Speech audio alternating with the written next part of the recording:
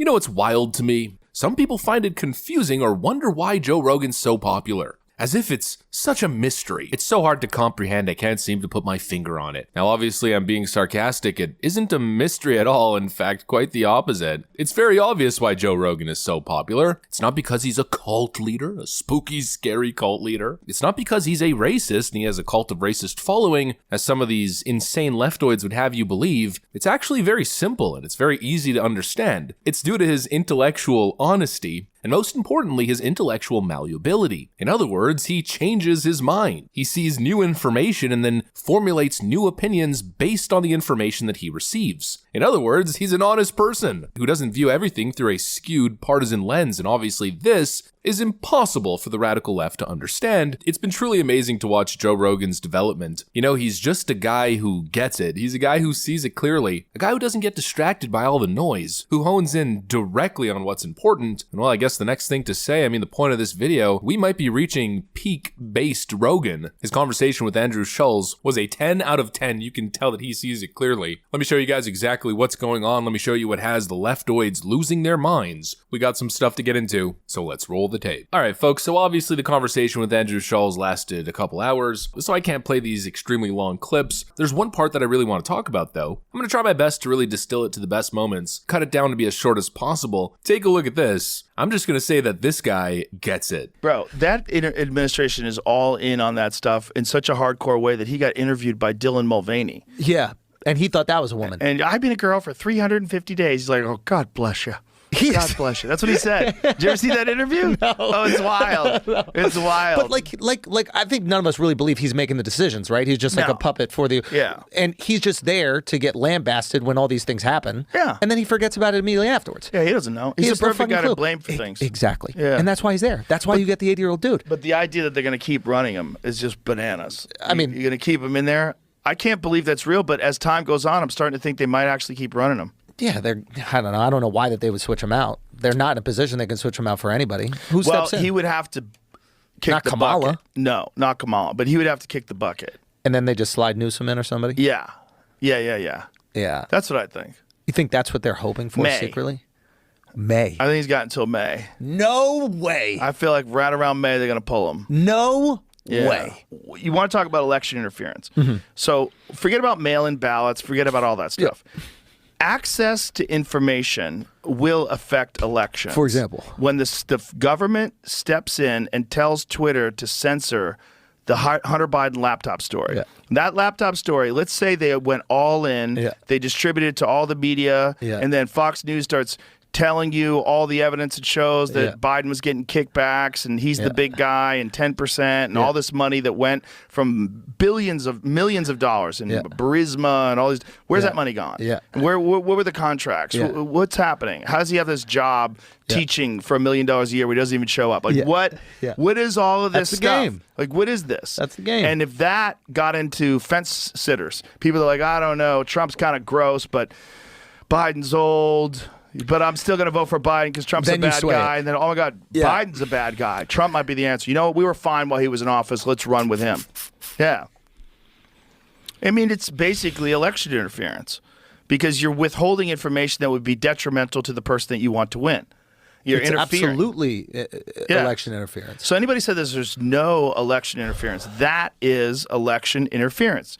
And then you have Google search results, which Robert Epstein in his research has shown that Google search results, I know, right? Google search results have shown that you can manipulate, and with his research, you can manipulate the search results through the algorithm, and that will like highlight negative stories about the people that you want to be negative or positive stories about the people you want to be positive, and it can have an overall effect on how people vote. Because most people are surface information gatherers. They read headlines, like, got it, and then they go with it. And the headline might be horseshit, and you might get into the article. I mean, we've done that so many times. But wait a minute. This specifically says that that's not true. So what are they saying in the article?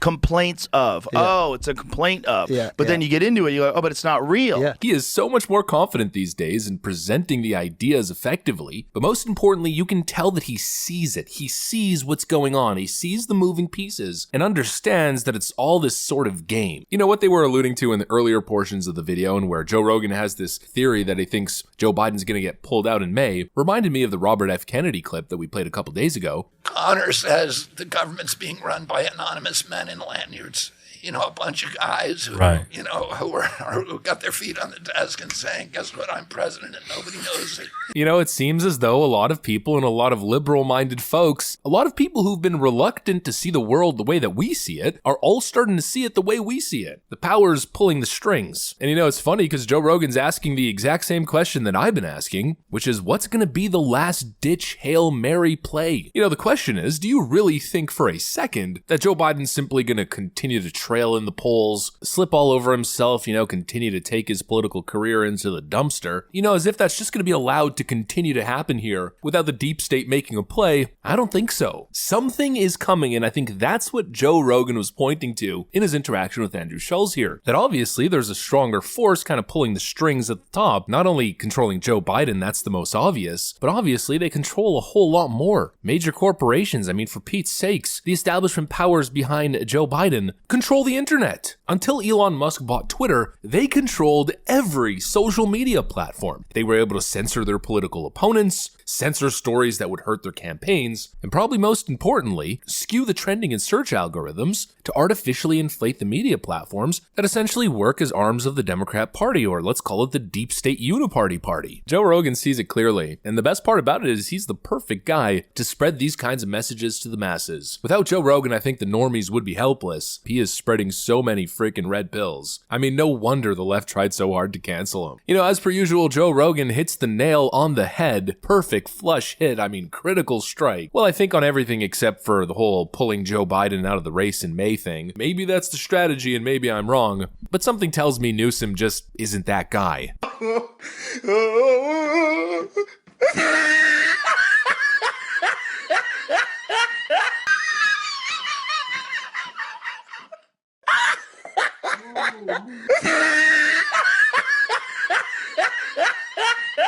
Kamala Harris is doing better, but still not great. Pulling out Joe Biden at this point would be political seppuku. And funnily enough, this guy... America is a nation that can be defined in a single word. I was going to put him... Well, ironically enough, he happens to be their best chance. Polling against Trump with the highest numbers, replacing him at this point I think would be a massive mistake. It would signal extreme dysfunction. I don't think that's going to be part of their evil plans. But I'll tell you one thing, that they're certainly going to do something. Get ready for a couple surprises, certainly an October surprise. I guess we'll have to see what they have in store. It's going to have to be pretty big to get this geriatric incompetent over the finish line. I think they're going to need a second Black Swan event. Anyways, that's pretty much what I got for you guys. Hopefully you enjoyed this video. If you did, make sure to leave a like and possibly subscribe. Thanks for watching, and I'll see you on the next one.